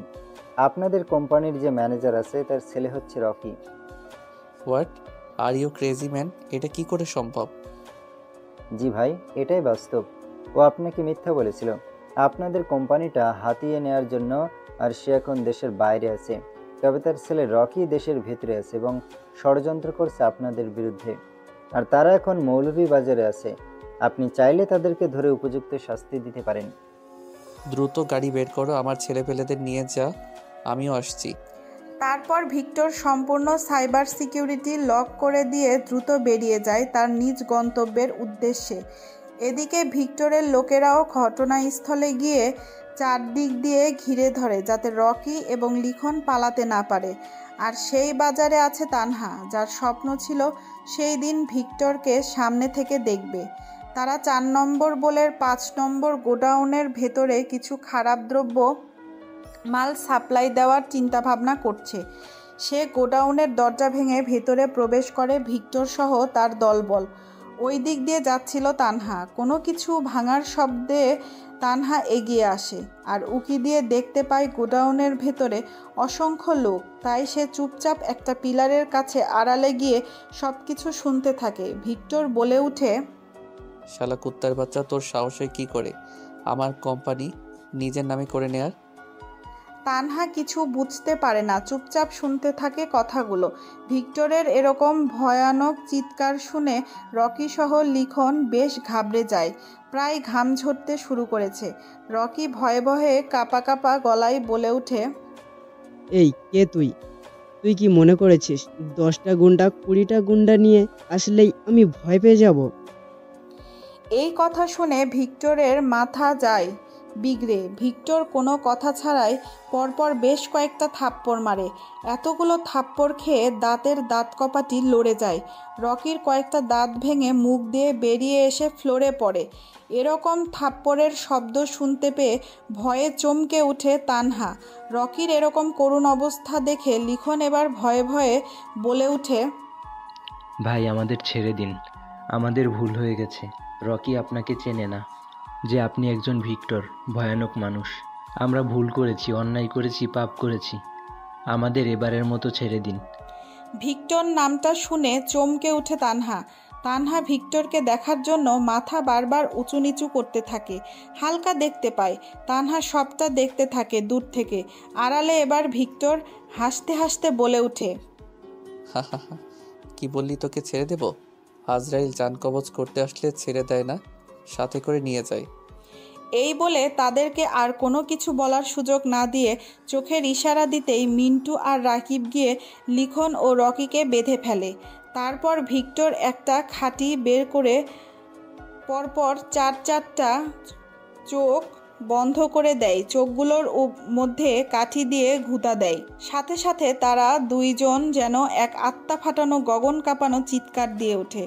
তার এই চিৎকারে যেন পুরো বিল্ডিংটা ধসে পড়বে। চমকে উঠে তানহা ভয়ে ঘেমে একাকার। তবুও নিজেকে অনেক কন্ট্রোল করে তারপর আবার ভিক্টর বলে ওঠে, ছুরিটা দে আমাকে। সেলিম রেজা ওরফে ভিক্টরের মুখে এরকম কথা শুনে তানহা এবার কাঁপতে শুরু করেছে। তানহা গলা উঁচু করে দেখতে পায় ছেলে দুটির জিহ্বা বের করে রেখেছে। দুজন ছেলে আর ভিক্টর নামের সেই আতঙ্কবাদীটা পরপর জিহ্বা দুটা কেটে নেয় যাতে তারা কথা বলতে না পারে এবং তারা যেন আর দেখতে বা এরকম অন্যায় করতে না পারে, সেজন্য তাদের চোখ অন্ধ করে দেয়। এরকম দৃশ্য দেখে তানহার হাত থেকে পাশে রাখা একটা লাঠি পড়ে যায়।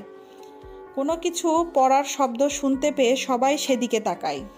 ভিক্টর মেয়েটিকে দেখে ফেলে আর মেয়েটি ভিক্টরকে দেখে ফেলে। মেয়েটি হলো তানহা। তানহা ভয়ে নিজের জীবন বাঁচানোর জন্য সেখান থেকে দৌড়াতে লাগে তার অজানা গন্তব্যের উদ্দেশ্যে।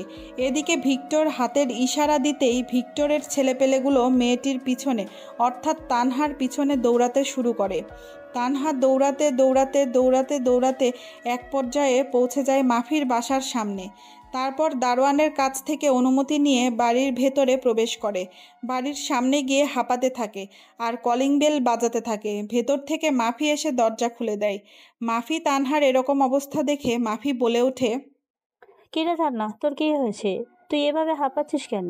তুই তো বাসায় গিয়েছিলিস, তাই না? প্লিজ আমাকে নিয়ে চলো ভেতরে, না হলে ওরা আমাকে মেরে ফেলবে। আমি ভিক্টরকে দেখে ফেলেছি খুন করতে, ওরা আমাকে ধাওয়া করছে। এটা শুনে মাফি তানহাকে বাড়ির ভেতরে নিয়ে গিয়ে সোফায় বসায়। তানহার এরকম অবস্থা দেখে মাফির মা এসে জল খাওয়ায় এবং অনেক সান্ত্বনা দিয়ে বোঝায়। মাফি একটু সাইডে গিয়ে ফোন করে ফোনের ওপাশ থেকে বলে ওঠে, কি হয়েছে দ্রুত বল, আমি একটা কাজে আছি। ভাইয়া শোন, যে মেয়েটাকে তোর লোকেরা ফলো করছে ওটা আমার বান্ধবী তানহা, যার সাথে আমি তোকে বিয়ে দিতে চেয়েছিলাম। তুই তোর লোকদের মানা করে দে যেন আর এদিকে না আসে। তানহা খুব ভয় পেয়েছে। ওকে ঠিক আছে, ওকে আমার লোকেরা ফলো করবে না। আর তোর বাড়ি আসার দরকার নাই আপাতত। শোন, ওর কাছে দেখ কোনো ভিডিও আছে কিনা আমার খুনের প্রমাণ হিসেবে। ওকে দাঁড়া, আমি দেখছি, যদি পাই তো আমি ডিলিট করে দিব। আর তোর বাড়ি আসার প্রয়োজন নেই, আপাতত ঠিক আছে। ওকে। তানহাকে অনেক বোঝানোর পরে তানহা একটু শান্ত হয়, তবুও ভয়ে কাঁপতে থাকে। এদিকে সেলিম রেজা ওরফে ভিক্টর তার লোকদের খোঁজখবর লাগিয়ে দেয় বর্তমানে তাদের কোম্পানির ম্যানেজার কোথায় আছে। এদিকে রকি ও লিখনকে নিয়ে চলে যায় মিন্টু ও রাকিব। এদিকে মাফি তানহার কাছে গিয়ে বলে ওঠে, আচ্ছা তুই কি ওই ভিক্টরের কোনো খুনের ভিডিও করেছিস? যদি থাকে তো আমাকে দিয়ে দে, আমি দেখি। না না, আমি কোনো ভিডিও করিনি। আমি তো দেখেই অবাক তার খুন করার স্টাইল। আর ভিডিও করব কিভাবে? নিজের জীবন নিয়ে পালিয়ে এসেছি, না হলে আমাকেও সে মেরে ফেলতো। আরে পাগল, ও তোকে মারতো না। এই তুই বিশ্বাস করিস? ভিক্টরকে ভালোবাসিস, তার খুন করার স্টাইল গুলোকে পছন্দ করিস। তুই তো ভিক্টরকে খুন করতে দেখছি, আর এবার আমি তোকে সামনাসামনি দেখাবো, শুধু একটু অপেক্ষা কর। মানেটা কি? তুই দেখাবি মানেটা কি? একটু অপেক্ষা কর বোন, নিজে থেকে দেখতে পারবি। দেখতে দেখতে রাত হয়ে যায়। এদিকে ম্যানেজার খবর পেয়ে গেছে তার ছেলেকে ভিক্টর মেরেছে। তাই ম্যানেজার নিজের রাগটা ও ক্ষোভ মেটানোর জন্য দেশের বাইরে থেকে মাফিয়াদের ভাড়া করে নিয়ে আসে ভিক্টর ও ভিক্টরের পরিবারকে একেবারে শেষ করে দেবে বলে। সেলিম রেজা ওরফে ভিক্টর এবং তার বাবা বাসায় আসে। তানহা এখনও তাদের বাড়িতে আছে। ডাইনিং টেবিলে মাফি, তানহা ও মাফির মা খেতে বসেছে। তখনই বাড়ির ভেতরে প্রবেশ করে দুজন পুরুষ। এদিকে তানহা মাথা নিচু করে খাচ্ছে। চেয়ারে বসে পড়ে ভিক্টর ও তার বাবা, দুজনে খাবার খাচ্ছে। হঠাৎ করে তানহার সামনে তাকিয়ে একেবারে চমকে ওঠে। দ্রুত চেয়ার থেকে উঠে মাফির পিছনে গিয়ে বলে ওঠে ভয়ে ভয়ে, এই তো, এই ভিক্টর, এই হচ্ছে ভিক্টর, এই খুন করেছে ওখানে। আমাকে মেরে ফেলবে, আমাকে বাঁচা তোরা। হঠাৎ তানহার এরকম অবস্থায় চমকে উঠে সবাই। মাফি তানহাকে জড়িয়ে ধরে আর বলে ওঠে, আরে পাগল, হচ্ছে আমার ভাই, তোকে কিছুই করবে না। আর তুই যে ভিক্টরকে দেখতে চেয়েছিলি, এই হচ্ছে আমার ভাই ভিক্টর। আমি এর সাথে তোর বিয়ে দিতে চেয়েছিলাম, তোর কিছুই হবে না। তুই চুপচাপ এখানে বসে খেয়ে নে। তুই তো ওকে দেখতে চেয়েছিলিস, তো তোকে সামনে থেকেই দেখালাম। এখন ভয় পাচ্ছিস? মানে কি? মানে পরে আগে খা। তারপর তানহা ভয়ে লক্ষ্মী মেয়ের মতো খেয়ে নেয়। খাওয়া দাওয়া শেষ হয়ে গেলে মাফি আবার বলে ওঠে, ভাইয়া এই হচ্ছে তান্না, তোকে প্রতি সময় দেখতে চেয়েছিল। তোর খুন করার স্টাইল, তোর হাঁটা চলার স্টাইল, তোর কথা বলার স্টাইল, সব কিছুই নাকি তার ভালো লাগে। সেই তোকে ভালোবেসে ফেলেছে। তাই আমি চেয়েছি তান্নাকে আমি আমার ভাবি বানাবো। ভিক্টর মাথা উঠিয়ে একবার তানহার দিকে তাকায়। অনেক ভেবে চিনতে এবার একটু মৃদু হেসে বলে ওঠে, খুন করার সময় তোর বান্ধবী আমাকে দেখেনি? দেখেছি তো। তোর বান্ধবীকে আমারও ভালো লেগে গেছে, বিয়ে করতে আমার কোনো আপত্তি নেই। কিরে তান্না, আমার ভাইকে বিয়ে করতে তোর কি কোনো সমস্যা আছে? দেখ, আমার ভাই কিন্তু খুবই ভালো। সে খারাপের সাথে খারাপ, ভালোর সাথে ভালো। আর তুই তো তাকে ভালোবাসিস, তাই না? আমি ওনাকে বিয়ে করতে পারি, তবে একটা শর্তে। উনি কিন্তু আমার উপরে কোনো রকম জোর খাটাতে পারবে না। আমি ওনাকে ভীষণ ভয় পাই। এই কথা শুনে সবাই সেখানেই হেসে দেয়। তারপর ভিক্টর তানহাকে নিজের বাড়িতে পৌঁছে দেয়। গাড়িতে আসার সময় কেউ কোনো কথা বলেনি। এদিকে ম্যানেজার বারবার কোম্পানি দখল করার চেষ্টা করেছে, কিন্তু পারছে না। ভিক্টর বারবার বাধা দিচ্ছে। কিছুদিনের মধ্যেই দুই পরিবারের মতামত নিয়ে তানহা ও ভিক্টরের বিয়ে দেওয়ার সিদ্ধান্ত নেয়। আজকে তাদের বিয়ের পর্ব। বধূ বেশে তানহাদের বাড়িতে নীল রঙের বেনারসিতে সেজে আছে তানহা। তানহাকে আজকে অসম্ভব সুন্দর লাগছে। এটা দেখে জান্নাত আর মাফি বলে ওঠে, কিরে বান্ধবী ললিতা, অবশেষে আমার ভাইটাকেই নিজের করে নিলি? জি নন্দিনী, ভালোবাসি বলে তো আপন করে নিচ্ছি। ওরে বাবারে, তাহলে আমাদের হবুতুল্লা ভাইকে আজকে আদর করতে ভুলিস না আবার ভয়। তোরা চুপ করবে এবার একটু। আমার ভাইকে দেখে আবার বাসরাতে আদর খাওয়া ছেড়ে খাতে নিয়েছে, আবার লুকিয়ে পড়িস না। শাকচুন্নির দল, তোদেরকে তো দাঁড়া, আজ বলছি, তোদের একদিন কি আমার একদিন, দেখাচ্ছি তোদের মজা। এভাবে দেখতে দেখতে তাদের বিয়ের পর্ব শেষ করে তানহাদের বাসা থেকে মাফিদের বাসার উদ্দেশ্যে রওনা দেয়। মাফিদের বাড়িতে পৌঁছে গিয়ে তানহা ও ভিক্টরকে মাফির মা বরণ করে তাদের ঘরে তুলে। ঘরের মধ্যে ভিক্টরের রুমে খাটের উপরে বধূ বেশে আছে তানহা। রুমের মধ্যে প্রবেশ করতে যাবে ভিক্টর, তখনই মিন্টু ফোন করে বলে ওঠে, হ্যালো ভাই, আপনি গোডাউনে দ্রুত চলে আসুন। আমরা ওই ম্যানেজার এবং তার দলের কয়েকটি ছেলেকে তুলে এনেছি আমাদের গোডাউনে। ওকে, তোরা থাক, আমি এখনই আসছি। কিছুক্ষণের মধ্যেই পৌঁছে যায় গোডাউনে ভিক্টর। এদিকে তানহা অপেক্ষা করছে ভিক্টরের জন্য।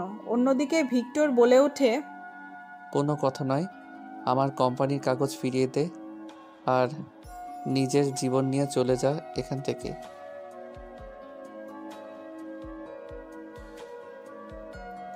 এটা শুনে ভিক্টরের মাথা গরম হয়ে যায়। কোনো কথা ছাড়াই একটা ধারালো ছুরি নিয়ে 2 হাত কেটে ফেলে মুহূর্তের মধ্যে। কারণ ম্যানেজার নাঙল ঝাঁকিয়ে ঝাঁকিয়ে ভিক্টরকে কথাগুলো বলছিল। ম্যানেজার ছটফট করতে থাকে।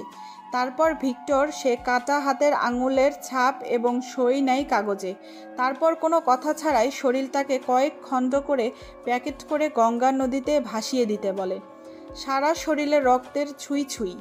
ভিক্টর বাড়িতে চলে আসে রক্তাক্ত শরীর নিয়ে। তারপর সামনের গেট দিয়ে না ঢুকে তার গোপন রাস্তা দিয়ে রুমের ভেতরে প্রবেশ করে রুমের ভেতর হঠাৎ করে প্রবেশ করাতে তানহা চমকে যায়। চিৎকার দিতে যাবে তার আগেই ভিক্টর তার মুখ চেপে ধরে। কিছুক্ষণ পর ছেড়ে দেয়। তানহা বলে ওঠে, আমার শরীরে এত রক্ত কেন? আপনি কোথায় গিয়েছিলেন? প্লিজ আমার সামনে থেকে সরে যান। আমি আপনাকে ভীষণ ভয় পাই। আমার কাছে আসবেন না। আগে আপনি গোসল করে আসুন প্লিজ। সরে যান। এভাবে ভয় পেলে হবে? বিশ্বের সাইবার লর্ডের খুনির বউ তুমি। তাতে কি হয়েছে শুনি? আপনি আগে গিয়ে ফ্রেশ হয়ে আসেন, যান।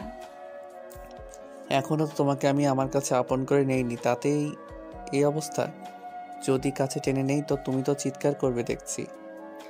এই কথা বলে ভিক্টর ফ্রেশ হতে চলে যায়। ফ্রেশ হয়ে এসে খাটের উপর এসে বসে। তানহা বলে ওঠে, এই নিন বালিশ আর ক্যাথা, আপনি সোফায় গিয়ে ঘুমান। আপনাকে আমার ভীষণ ভয় করছে। আপনি আমার কাছে আসবেন না। তা কি করে হয় বউ? কথা বলছে আর বিছানার চাদর নিয়ে এগিয়ে যাচ্ছে তানহার দিকে।